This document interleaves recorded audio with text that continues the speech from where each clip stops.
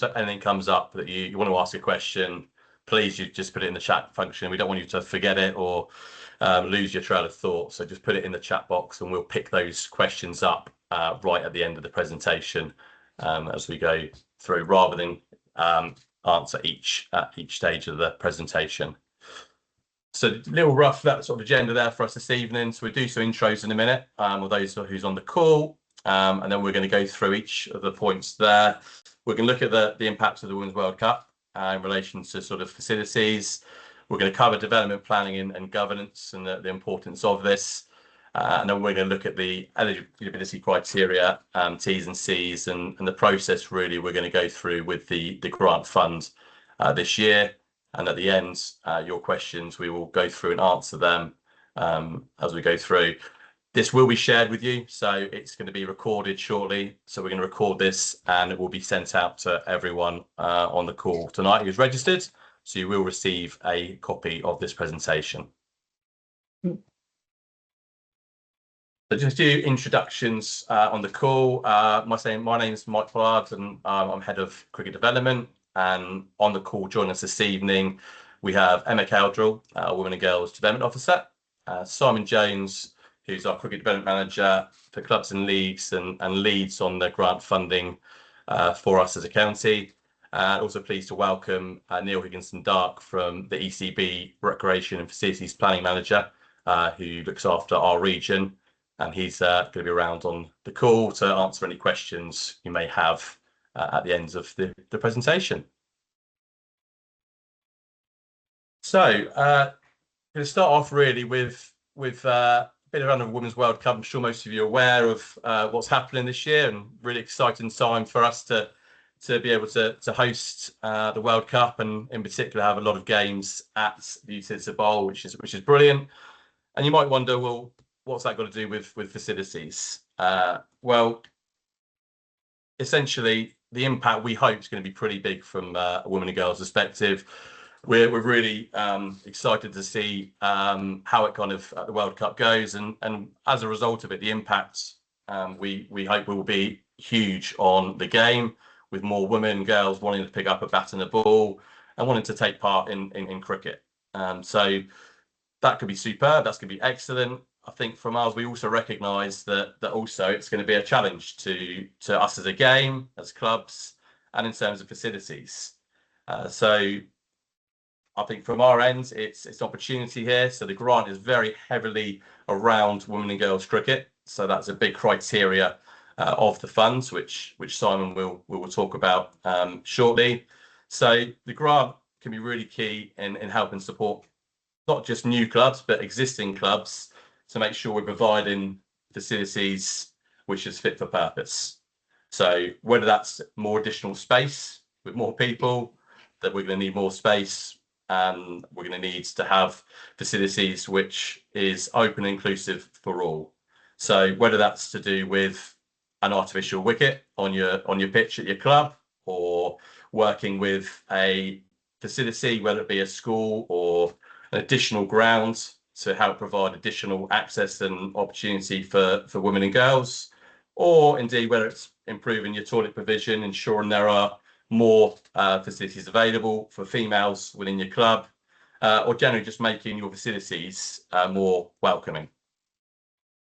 So as part of this sort of process, it's really key that there's a robust plan in place to ensure that we're able to deliver and cater for women and girls coming into the game. So as part of this, Emma's, I know, has been Emma Cowdrell, our Women and Girls Development Officer, has been in touch with many clubs already regarding sort of development planning and governance, which is a key part of the process for the grant this year and moving forwards as it becomes bigger and bigger. So without further ado, I'm going to hand over to Emma, who's just going to cover really around the aspects of development planning and governance. Brilliant. Thanks, Mike. And hello, everybody. Many of you I've had conversations with over the past few weeks. We're really doing well as a county with getting our women and girls development plans in. And these are absolutely key because they help change and create the ethos within your club to make it as welcoming and female friendly as possible. And with that, bringing women and girls into the club and all the benefits that actually brings. So you get more players, you get more money behind the bar, you get more volunteers. So it's really key to have a women and girls development plan. And the ECB have changed the format slightly, so it's now 3 years instead of 5 years. And that development plan really needs to sit within your main club development plan, so that it is part of your club and that it is discussed at your main committee meetings, not just something that is an aside and that is just for women and girls to look at. So it sits within your main club development plan. It needs to include the how and the when. So those are very important. It's not just telling us, okay, in 3 years' time, we want to have 3 under 13 girls teams. We want to know how you're going to get there, how you're going to engage the local community, schools, other clubs, how you're going to bring in those women and girls into your club. So that's absolutely key. Obviously, it aligns this year specifically and probably for the next few years with the ECB funding that's going to be around women and girls facilities. There's lots of support available from us within the HCB. We've got the period-friendly kite mark that's quite unique within the country. So please do get in touch to get involved with that as well. So there's plenty of opportunities to discuss with us, get some support and some resources and put together this Women and Girls Development Plan that will be absolutely key when it comes to accessing grants and for your accreditation in the future. So that's it from me. I'm going to pass over to the man in the know, who's Simon. So over to you, Si. Good evening, everyone. I'm afraid I just have a couple of waves that you can hear me. I'll take that as a yes. Thank you, Neil. Yes. Okay, so thank you. I have the dullish bit that's got a bit more text on it, but it is the kind of the nitty gritty. So first stage of an application is who can express interest. If you can just start clicking through for me, Mike. So affiliated clubs, and this is lifted straight from the ECB terms and conditions, given the strategic priority of women and girls game over with ECB in their Inspiring Generations strategy. The funding is linked to this, so clubs with an established women's section, a girls section, and clubs who offer disability cricket, those are the priorities this year. 3 themes: creating welcoming environments, enhanced playing facilities, enhanced changing. Down to the money, how much can be applied for? The maximum grant has been raised from 10,000 to 15,000, and the maximum ECB, England and Wales Cricket Trust interest-free loan amount for clubs with junior sections has gone up from 50,000 to 75,000. And the means of expressing interest is via the ECB's investment management system. Great, if we could have the next slide. So, key points. As Emma's just said, clubs must have a women and girls action plan in place, which is linked to the club's wider development plan. We're treating applications in a bit of a different way this year as well. So we are doing a couple of rounds of application. The first round opened at the start of the month. We are accepting expressions of interests up until the 22nd of March, and then an independent panel will meet the following week, and decisions will be communicated on or before the 1st of April. And you can see in front of you the dates for a second round as well. Priority will be given to clubs who've not previously received an ECB County Grants Fund award. The scheme is in its 5th year now, started in 2021. We've already awarded about 550,000 to clubs in Hampshire. So I think the ethos with with this round is to look to share the love a little. We may have some play on that, but we'll see what we get in, and that will be a decision we put to our independent panel. Later rounds, budget permitting, later rounds will take place for projects late or end of season projects. Our 2026 budget, which we expect to be pretty constant over the next 3 years, is 166,000, and that's an increase on what we had before, which is 124,000. And finally, on this side, when you're in the application process, it's a simple selection of a tick selected box in the application to apply for both a county grant and an interest-free loan. The next slide,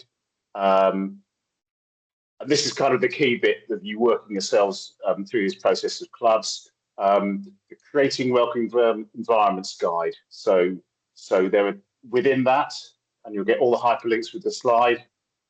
Kind of really two key elements are a facilities survey and a facilities checklist that provides, some of the evidence base from your club members and your community that what you're applying for is genuinely needed and will have a big impact.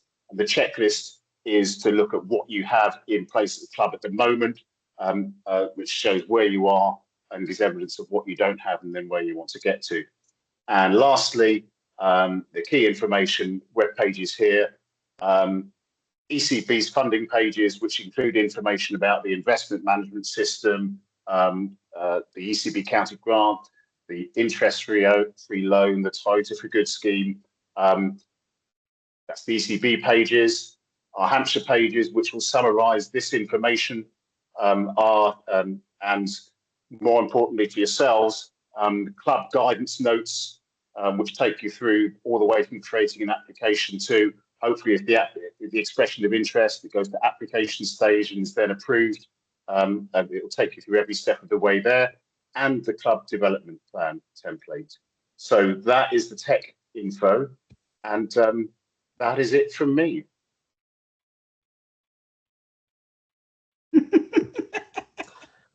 Thanks, Simon.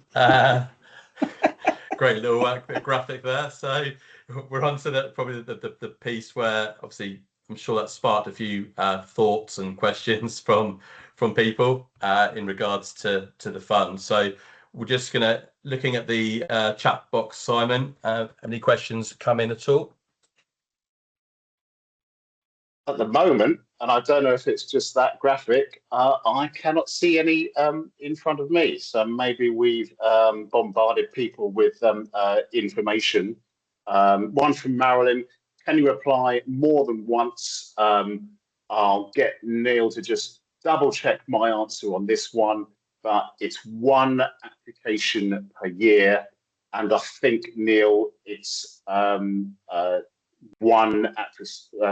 the same project can only be applied for once. There's a limitation on work on the same project as well. Do you want to just come in on that? Yeah, you're right, Simon. You can apply only once. Obviously, if you came in for a particular project this year, Marilyn, you can apply for it.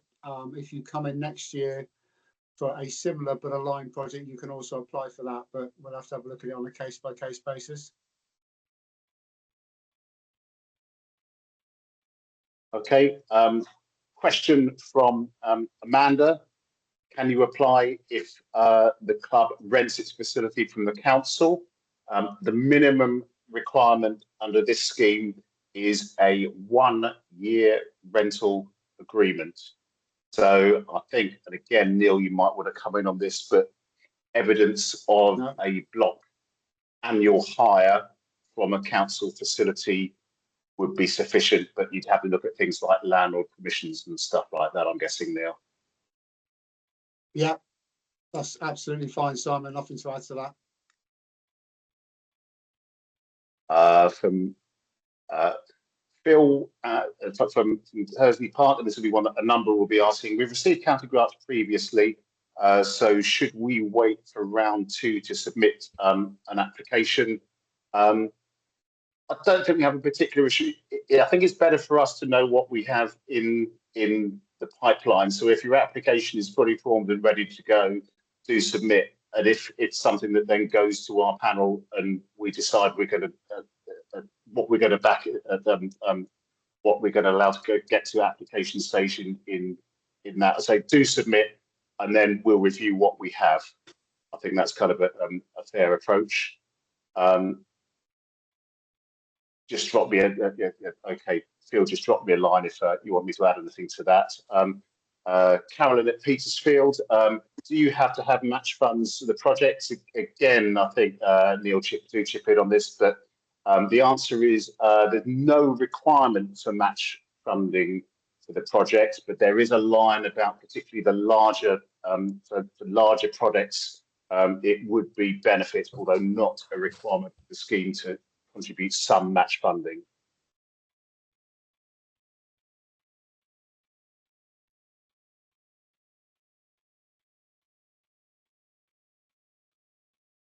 Okay, does this mean that there will be no funds available for men's senior cricket this year? Not from this fund, unless you're looking at, not in terms of this fund, because this is a fund that is really backing this particular strategy. With the ECB interest-free loan, we can direct you to other funders as well. It's a good time to be knocking at local authorities' doors. So not under this scheme. This scheme is the Ts&Cs have been set out at the beginning, and that's women and girls cricket and disability cricket. Those are the priorities of this fund. But we can direct you to other funds for different projects. So we look forward to hearing from clubs for that, for projects that sit outside the remit of this scheme. Question: what percentage of the total cost of the project will be met? There's no requirement for match funding on this project. We've funded a lot of projects in totality. I think we put a slight rider in. There's slight rider in the terms that say that larger projects, project totals will require. It would be beneficial to have match funding, but the flat black and white written Ts&Cs of this is that if you had a £15,000 project and we approved your expression of interest, then you could apply for that whole amount. Question: we have an opportunity to buy farmland for a second ground. Really, this would be used by all players, not just women and girls. Is this opportunity still valid for a grant? Neil, I might bring you in on this one, and then I might say you go into bat first on this one, and I'll take second ball if there's anything to add.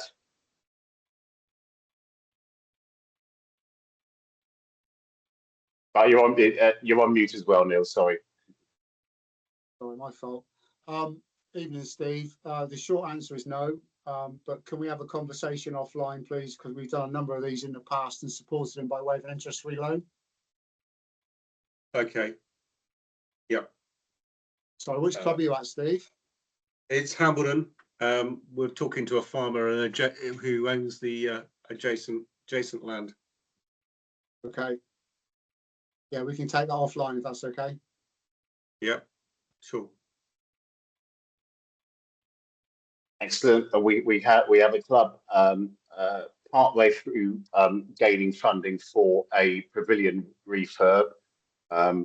Would it be permitted to apply? Well, let's say express interest at this stage. I'm making that clear distinction. Express interest to contribute towards the project. Yes, if it meets the terms and conditions of the scheme. It's for women and girls cricket and disability cricket. I do know the project's in question and the local authority has been in touch. So again, that's something that we might want to catch up on. I've got a contact to look at from the particular local authority in question on that one. So yeah, let's have a look at what the project is, and yes, drop me a line on that one. I shall put my email in the chat.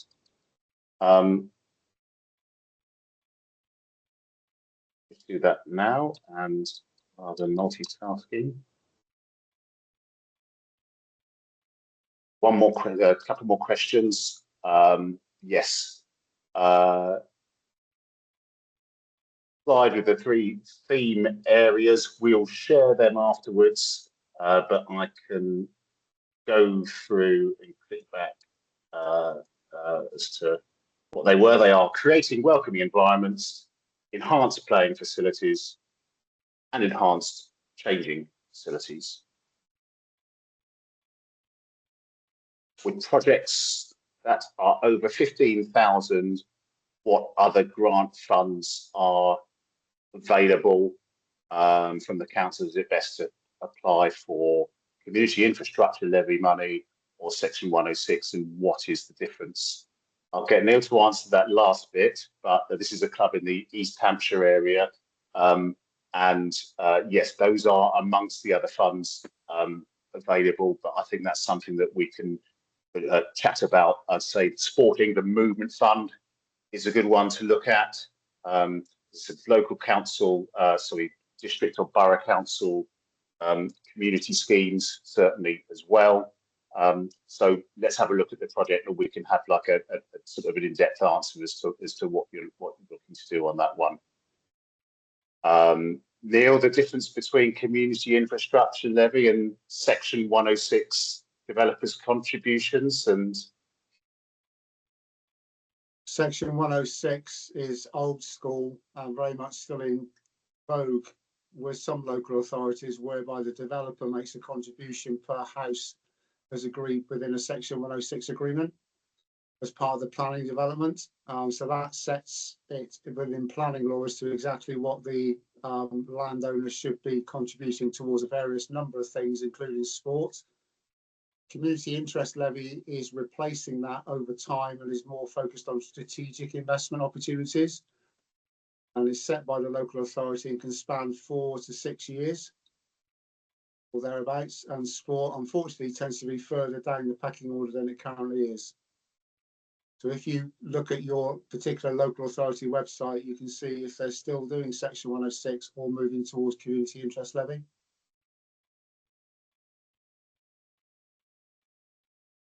thanks, Neil. Another query: we share toilet facilities with football and a social club. Would be able to apply for funding for new female toilet facilities, even if we have to share them? I'd say in theory, yes. Now, there might be various things we might need to look at in detail in terms of the ownership, etc. I think I probably know the club that it's related to, but I would say yes, yes, that appears eligible to me. Neil, unless Neil wants to shoot me down on that one. That's fine. It's okay. Great. And can schools apply for these grants, possibly in partnerships with local clubs? The answer to that is no. This is a club grant scheme. However, to turn that around, then we would need to see strong evidence of a community use agreement, probably following Sport England's templates, and the application could come from the club. I think that's about right. Neil, anything to add on that one? No, we have done these in the past in various other parts of my region, but it has to be led by the cricket club, and there should be a formal 10-year agreement between the club and the school.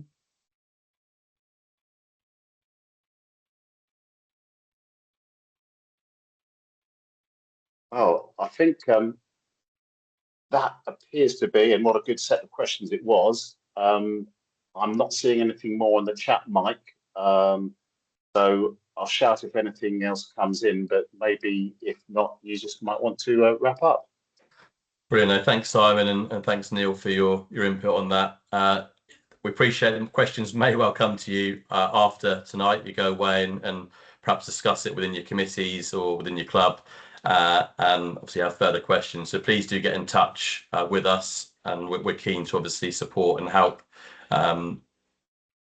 you through the process. It's a new process we're sort of going through this year.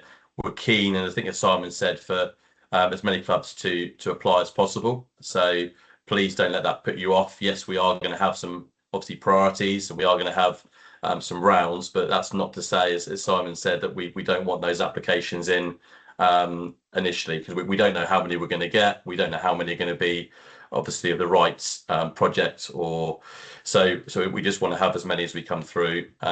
Please do work with us. We're keen to work with you on planning. So if you want to have a conversation and reference that, CM has been having many one-to-one meetings with clubs on their development plan and ensuring that's sort of fit for purpose. So anything in regards to ideas and how you want to obviously develop your club, please do get in touch with us. But yeah, you have our details. I've just got to go back to, this is going to be recorded. So if we go back to the beginning, you'll just see the details there on the screen. This will be sent out after tonight, so you will have a copy of this. So again, you pick this up, you can listen through it again if you wish. But yeah, please do get in touch with us, and yeah, we look forward to receiving applications in due course. So thank you for your time. Thank you for coming this evening. Unless there's any further questions, Simon, which have popped in the meantime. No, all good. We'll wish you, enjoy the rest of your evening, and look forward to hearing from you in due course. So thank you very much. Thank you, guys. Thank you, Thanks Mike. all. Thank you all. Thanks.